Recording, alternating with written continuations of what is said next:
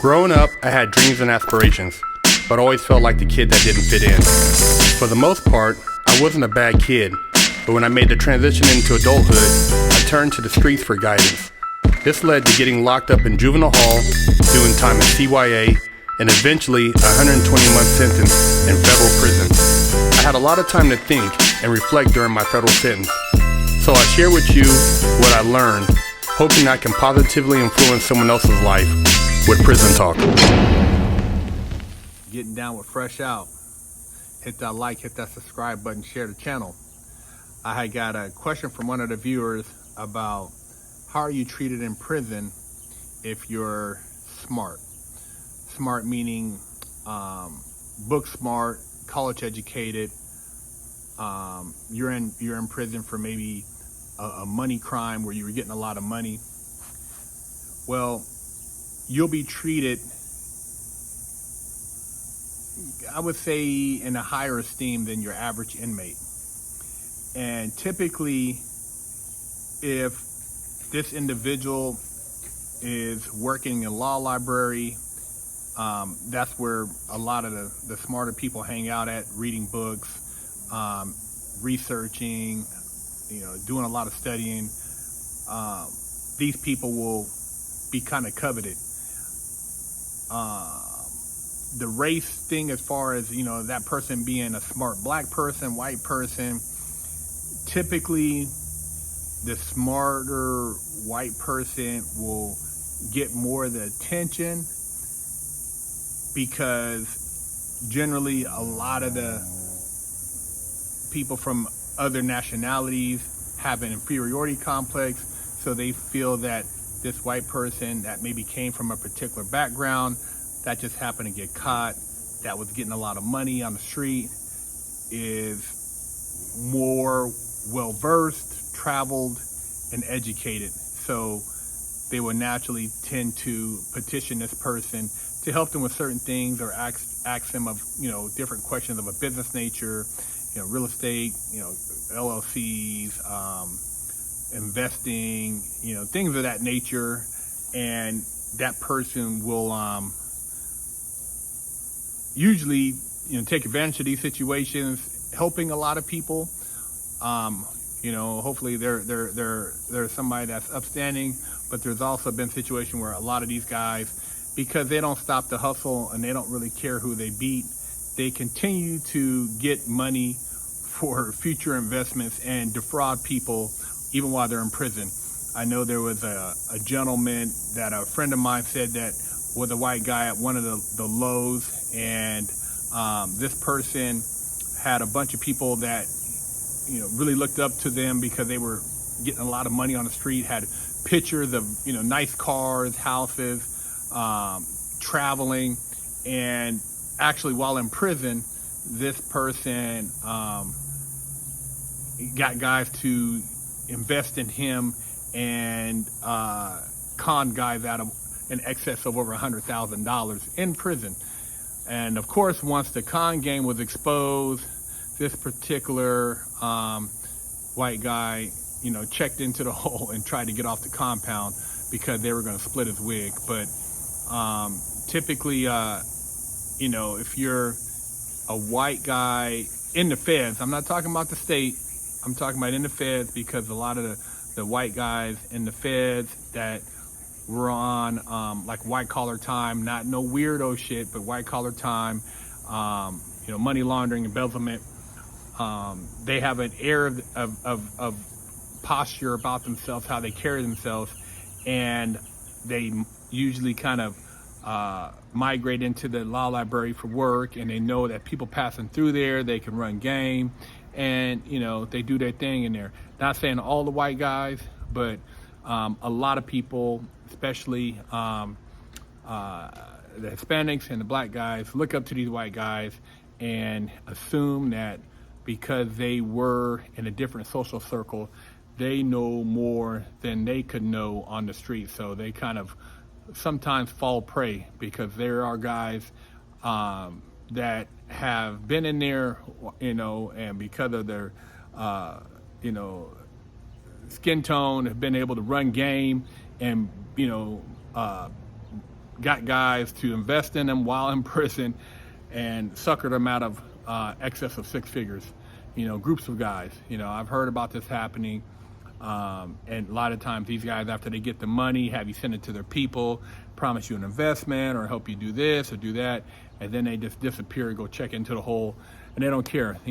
Not everyone, not all the guys, but there have been, and it's easier for a white guy in prison who talks the right talk, who walks the right walk, to run game.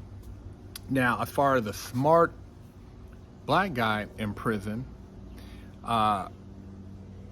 typically a guy who was involved in real estate, somebody who was maybe a D-boy, balling, well versed. Certain guys will gravitate because they heard about maybe his street cred or what kind of money he was getting on the street. But they will always double back and ask the white guy to verify what the black guy said, and that's just how the nature of the game is. If a black guy is in there really getting money and he's very articulate, there's still a tendency because of the inferiority complex to go back and question what this black guy is telling them, because a lot of guys, their limited exposure keeps their mind is very I would say, I don't know what the term would say, because these guys, in the feds, a lot of them were getting money too, but they're just, they have what's considered, I guess, a lesser than educational perspective for a black person who's educated. A lot of times I was helping guys in a law library, and I have some college education, but I read a lot of legal stuff and we're filing motions and helping people. And they're the white guy I worked with in there, a couple white guys, and people would tend to ask the white guy after I told them the same answer, and the white guy to come get the answer from me, but because it came from the white guy, they would feel more comfortable with the answer they received. And that's just something that's even on the street, the conditioning, but in prison there is a strong conditioning with that particular mind frame of, this guy, he knows more than I know. So, I worked with a lot of different people in prison. My cellmate was Mexican. We worked with Paisas, we worked with Asian guys. We worked with a lot of different, there's a few black guys we helped with motions, some white guys. But, the thing is, in prison, it's survival of the fittest, and people have a tendency to favor brute force over intellect, and if you act too smart, guys feel like you're a threat, they're intimidated, and they're really scared of you. So they want to somehow demean your presence, in the sense where hey, this guy, he's not as smart as he thinks he is, he's running a con, or make it seem like you're not as down because you are educated. I seen where there was a smart black guy in there, nerdy dude. I think he was in, I can't remember if he was in stocks or real estate, but very articulate, kind of like an Urkel type of dude. And I talked to him a few times in the law library, and he had an air of cockiness about him, but maybe that's just the way he was. And man, the brothers called him in a TV room, and he was breaking down some stuff, man, and they just beat him up. They smashed on this dude because he was a nerd, a black nerd, and he was smart. And lo and behold, this dude probably could have showed you how to make a lot of money, because he knew a lot of things about finance, and he had read a lot of books on business and stuff. And I didn't really get a chance to really sit down and study with the dude. I was always trying to find the smartest dude on the compound. I didn't care if he was white, black, Mexican. I was trying to get the game. But this guy was pretty smart, but he didn't last. They rolled his ass up. They packed him out, man. And it's sad. And if I was probably 80 pounds lighter, they probably would have tried to pack me out, because there's a handful of brothers in there that didn't like the fact that I studied with the white and Mexican guys and Asian guys, and that I was always carrying books.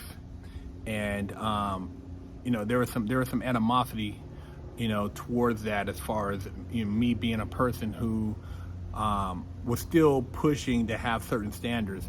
I remember a guy see me with I had a Black's Law dictionary, I had some envelopes with some legal stuff in it, and then I had a DuPont, I think a DuPont Holmes book, and I had a DuPont Holmes and I think a Rob report, and I was sharing it with another guy in the common area. Common areas where people kind of sit and talk, and a dude was like, "Oh man, you think you're gonna get out and get one of those houses, man? You gonna drive one of those cars, man? You always carrying around them books, man. What you think you're gonna do when you get out?" I said, "Don't worry about it, man. You ain't got to see me. You're not gonna ever see me on the streets. We're not gonna be in the same circles."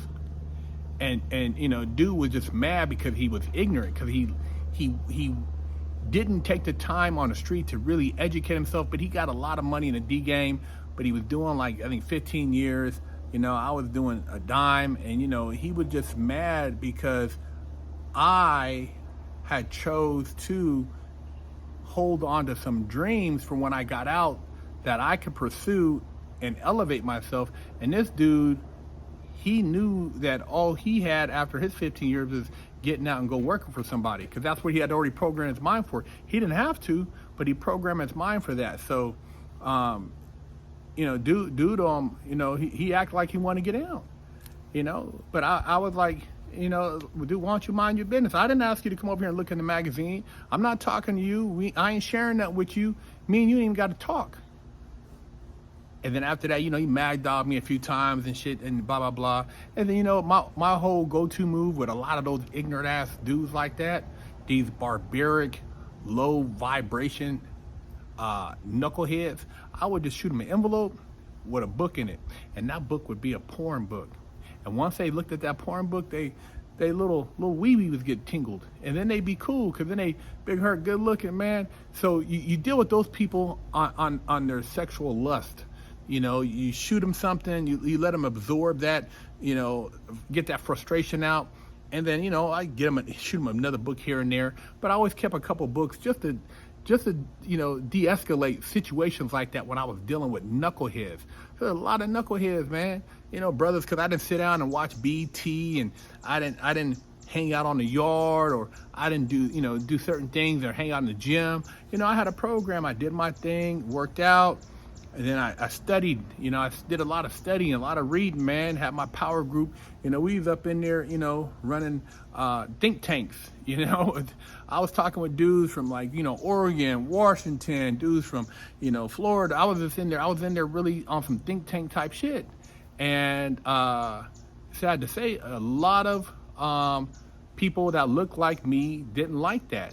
They were cool with the white dude being like that, but they didn't want me being like that. You know what I'm saying? They didn't want to see a black dude, especially, like I said, I wasn't tied into no neighborhood in there.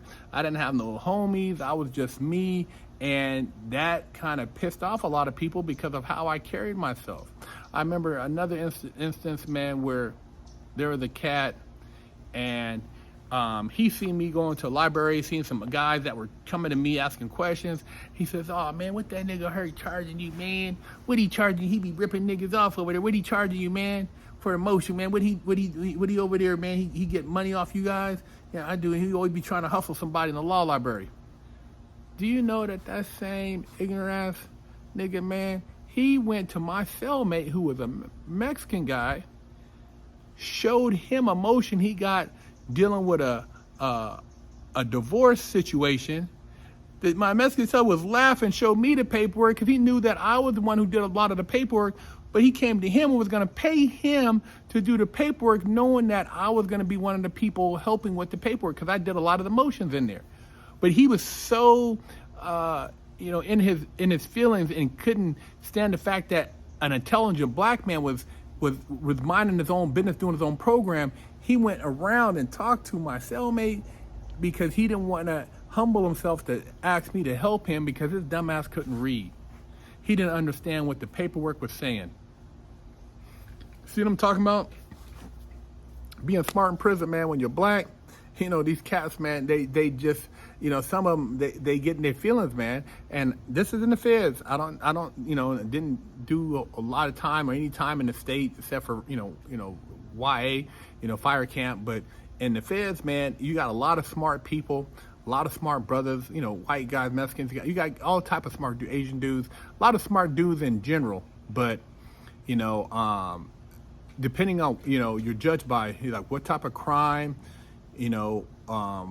what type of money you were getting on the street. And then if you have pictures that can validate what you were doing on the street, that even escalates your intelligence to another level. So you're like, oh, yeah, I was doing this and that. You show a picture, you got a fat ass house, you had cars, you were, doing this, people look at you like, damn, this dude, okay, he was moving. And so you're now a commodity, especially if you are a person that's able to decipher the law, shepherdize cases, put together briefs, type, do stuff like that. You're on a different level as a smart guy. And, there was a couple, I didn't really run across a lot of black guys, like I said, run an investment game like that. It's mainly like the white collar white guys. Some of them guys, they couldn't help themselves. They still up in there running game. I guess they felt like, whatever, these guys is nothing. I'm just gonna, run this shit. But a lot of the brothers up in there that was smart. A lot of them knew about tax lien sales. A lot of guys involved in real estate, stocks, and it was a networking situation where you did have, you had white guys teaching stock market, and then it would pass down to the black guy, then he would teach it to the other brothers, and then, some of the classes, it was hard to, it was real cliquish, it was hard to get into. But if you're smart in prison, it does go a long way as far as, different opportunities.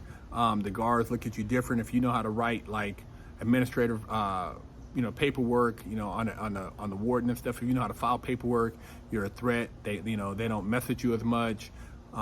You're kind of in a different category because they realize you're not just, a dope fiend, or you're not somebody that was just, running wild on the street and didn't have any type of stability at home. You actually have some shit going on and you just got caught up.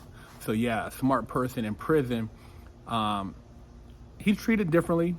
And like I said, the white guy with the glasses, he's treated even a little differently than the other guy, and I told you, that one of my things was I wrote a book and I put a white guy's name on it, and I had it mailed back into prison and showed the smart white guy on the compound, and he was like, yeah, man, this guy who wrote this book, man, he's very intelligent, he knows this shit and blah, blah, blah, blah, blah. And yet it was the same shit I was telling the white guy when we would study, but because he assumed it was written by another white guy, it now had more validity than when it came out my mouth, because I was a black guy, and I didn't look like I was the type of person that would be capable of having this type of knowledge. So it didn't fit it didn't fit the stereotype to come from my mouth, the same game that was in this particular book. Tim Tell Patrick. You guys have heard that story before, but yeah, funny times, man. Prison is a horrible place. I give you guys these life lessons so on the street you can be up on game. As smart people on the street are treated differently. You could talk well, somebody can get you, send them some money, and so the story goes. But hey, Big Herc 916, fresh out.